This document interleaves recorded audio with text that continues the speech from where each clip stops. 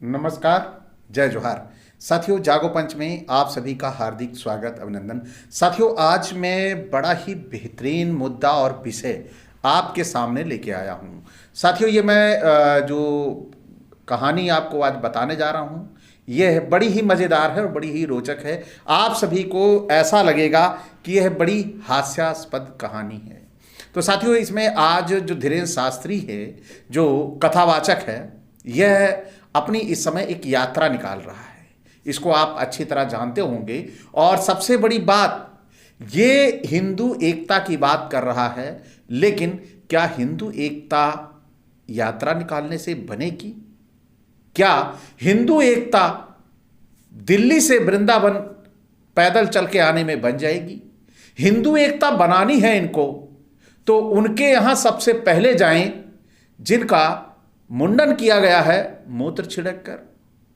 उनके यहां जाएं जिनको मूत्र चटवाया गया है। उनके यहां जाएं जिनको पैर धुलवा के पिलाया गया है। क्या वो ये हिंदू एकता वाला आदमी इन लोगों के यहां गया क्या? नहीं, वो नहीं गया। क्योंकि वहां वो नहीं जाएगा, क्योंकि सबसे पहले जब इनको सत्ता हासिल करनी होती है, वर्चस्व हासिल करना होता है, तो हिंदू की बात करते हैं। और जब ये उस वर्चस्व को पा लेते हैं तो हिंदू का ही शोषण करते हैं। साथियों, आप सभी को पता होगा कि परशुराम ने पृथ्वी को 21 बार क्षत्रियों से विहीन किया था।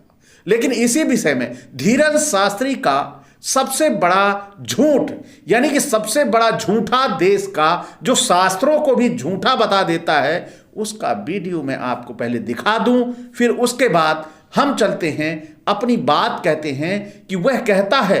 देखिए क्या कहता है। वो कह रहा है कि क्षत्रियों का विनाश कैसे हुआ, जबकि क्षत्रियों का जो विनाश हुआ है वह एक बार में हुआ है, और एक ही बार में 21 बार क्षत्रियों का विनाश हुआ है। और उसको धीरेन्द्र शास्त्री अपनी भाषा में कैसे कहता है, जबकि यहां पर एक क्षत्रियों को मारकर परशुराम ने तालाब भर दिया था, जो मैं आपको संक्षिप्त महाभारत पुस्तक से 310 पेज नंबर पर ले चल के साक्षात दिखाऊंगा। क्योंकि मैं महाभारत लेके बैठा हूं, आप सभी देख सकते हैं। तो साथियों, धीरेन्द्र शास्त्री का सबसे बड़ा झूठ, सबसे बड़ा पाखंड आज फूटने वाला है। तो चलिए सबसे पहले हम लोग उसके वीडियो को सुन लें, फिर बात करते हैं। यहां पर बहुत से बुद्धि और तर्क के लोग ब्राह्मण और क्षत्रियों में आपस में टकराने के लिए उपाय करते रहते हैं कि 21 बार क्षत्रियों से विहीन भूमि कर दी, भू कर दी, पृथ्वी कर दी। बात मजाक और हंसी की बात यह है कि अगर 21 बार क्षत्रियों को मारा, तो क्या एक बार में जब सभी क्षत्रियों को मार दिया तो फिर 20 बार क्षत्रिय कहां से आए? जब एक बार में ही सभी क्षत्रियों का पृथ्वी विहीन हो गई तो फिर 20 बार कहां से आए? और फिर 21 बार की क्या जरूरत पड़ी हो? ये क्षत्रिय अचानक पर प्रकट कहां से हो जाते थे? इस पर थोड़ी सी चर्चा करते हैं। सहस्त्रबाहु जिस वंश से था, उस वंश का नाम था हैहय वंश। हैहय वंश के विनाश के लिए भगवान परशुराम ने परसा अपने हाथ में उठाया। हैहय वंश का राजा बड़ा ही कुकर्मी, साधुओं पर अत्याचार करने वाला, स्त्रियों पर बलात्कार करने वाले जितने भी क्षत्रिय वंश के राजा थे, ऐसे आतताइयों के खिलाफ परसा उठाया भगवान परशुराम ने। और शास्त्र में कहा है, परित्राणाय साधूनाम विनाशाय च दुष्कृताम। साधु का काम ही है दुष्टों को ठिकाने लगाते रहना।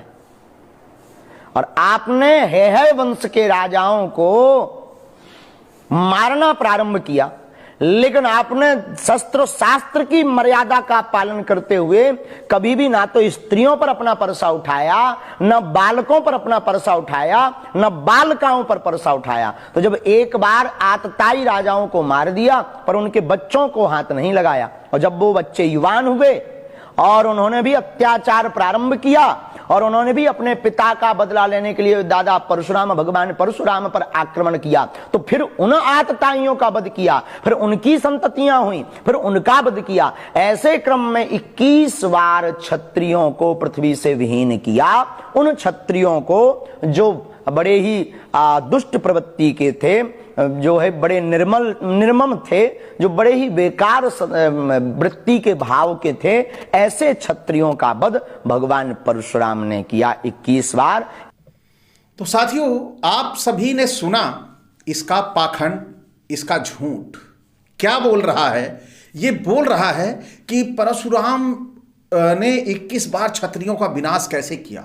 साथियों, परशुराम ने एक बार जितने क्षत्रिय थे सभी को मार दिया, उसके बच्चों को नहीं मारा था। और उसके बच्चे जो है यंग हुए, जवान हुए, बड़े हुए, जब वो अपने बाप का बदला लेने के लिए या अत्याचार करने लगी, फिर उनको मारा। यानी उनकी शादी हुई, उनके बच्चे हुए, तब उसने उनको मारा। तो इस तरह एक पीढ़ी का अगले पीढ़ी तक का जो गैप जा रहा है, कम से कम 25-30 साल का तो जा रहा है ना? आप सभी समझ सकते हैं। तो जैसे इन्होंने एक बार क्षत्रियों को मारा, फिर उनके बच्चे छोटे छोटे रहे। मान लो उनके बच्चे बड़े होने वाले थे, 10 साल के थे, लेकिन 10 साल के भी रहे होंगे तब भी वो 15 साल बाद पहले बैच का तो जो मारा होगा उसमें मैं मान सकता हूं कि 15 या 20 साल का गैप रहा होगा। लेकिन हर बार ये गैप नहीं रहेगा, क्योंकि बच्चे जो उनके मारे गए हैं कि कहीं ना कहीं एक उम्र का गैप तो आएगा। तो निश्चित एक अप्रॉक्सीमेटली 30 साल की उम्र लेते हैं, तो 30 गुणे 21, यानी कि हर बार 30 का तो गैप जाएगा ही, 30 साल का या 25 साल का भी रख ले। साथियों, अब 25 इंटू 10 करेंगे तो कितना होगा? 250 साल। तो क्या 250 साल परशुराम जीवित रहा होगा? अब 21 बार की बात है, तो जब 21 बार की बात है साथियों, यहां बात 21 बार की है और हमने बात किया था केवल 10 बार के लिए। 10 बार के लिए 250 वर्ष लगे। तब अब आगे अगर हम फिर 20 साल का लेते हैं तो कितना हो रहा है? 500 साल। तो 500 साल वो जीवित रहा होगा। पहले धीरेन्द्र के पिताजी तो अभी शायद जीवित हों, लेकिन उनके दादाजी की जरा वो अपनी उम्र पूछ ले कि दादाजी कितने साल जिए थे। दादाजी उनके 100 पार नहीं किए होंगे, मैं ये दावे के साथ कहता हूं। जब उनके दादाजी 100 पार नहीं किए तो 21 बार जो जन्म ले लेके बच्चे बड़े हो रहे हैं, जन्म लेके बच्चे बड़े होके मार रहा है, जन्म लेके बच्चे मार रहे, 21 बार ये ढोंग उसने बताते हुए उसको क्या उसका कि दूसरों की जो चिट्ठी निकाल के उनके बारे में पूरा जीवन के वृत्तांत के बारे में बता सकता था, वो इतना आकलन नहीं लगा सकता था कि वो कितने साल जिए होंगे।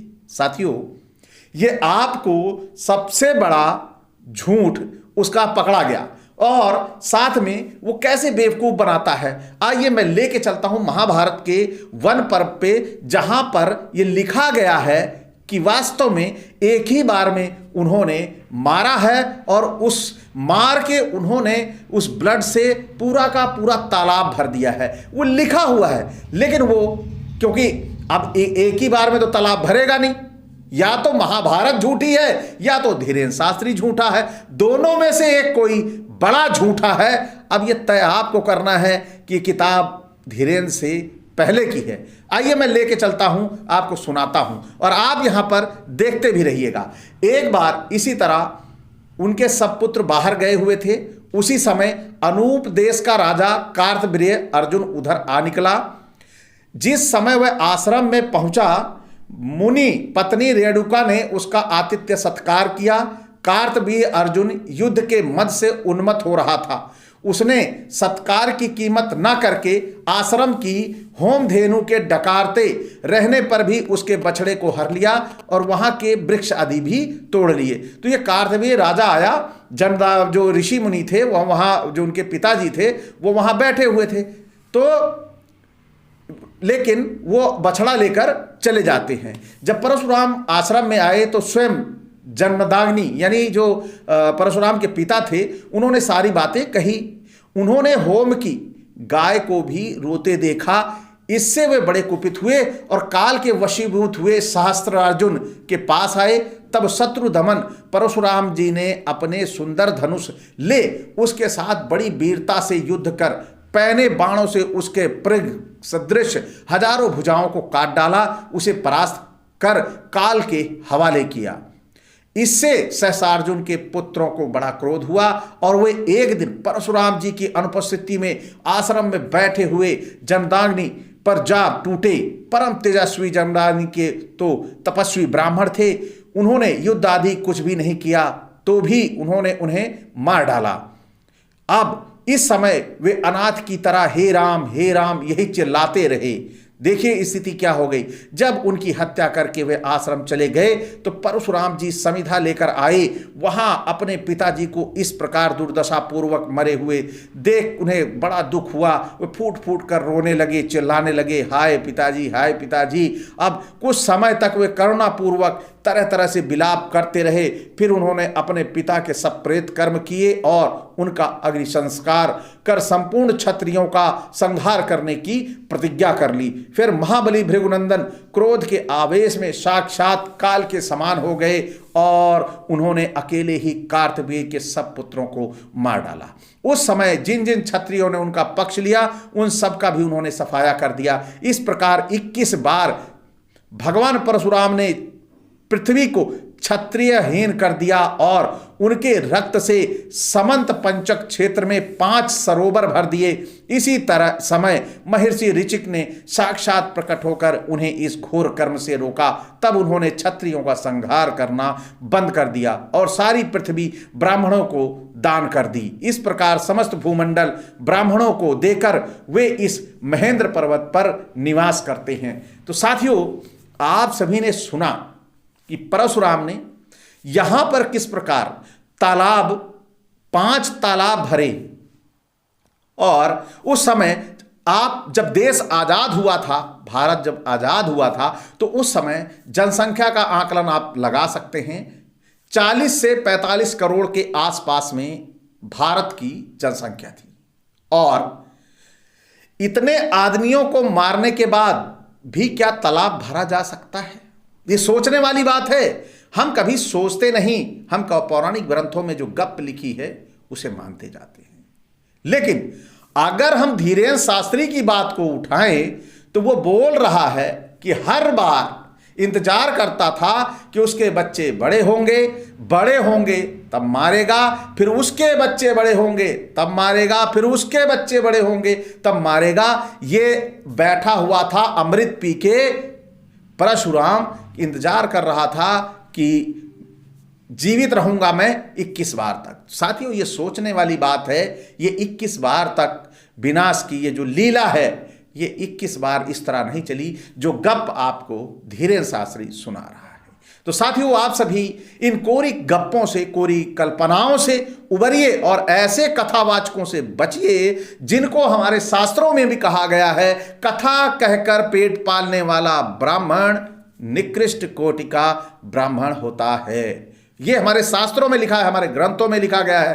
तो इन कथावाचकों से जो पेट पूजा कर रहे हैं, इनका ब्राह्मण धर्म से कोई मतलब नहीं, ब्राह्मण से इनका कोई मतलब नहीं। ये शुद्ध विशुद्ध रूप से राजनैतिक व्यक्ति हैं। ये अपनी राजनीति चमकाने के लिए कुछ भी कर सकते हैं। तो ऐसे कथावाचकों से सावधान रहें। सच्चाई को आप ग्रंथों में जाके पढ़ें। ग्रंथों में भी बताया गया है, लिखा गया है। उन्हीं बातों को तोड़ मरोड़ कर बढ़िया सा मिर्च मसाला लगाकर आपके सामने पेश करते हैं और आपके ब्रेन को ये वाश करते हैं। तो सावधान हो जाइए ऐसे कथावाचकों को जो आपके बीच में बैठे हुए झूठ परोस रहे हैं। तो साथियों, आज का ये वीडियो देवेंद्र शास्त्री का पाखंड या झूठ कैसा लगा?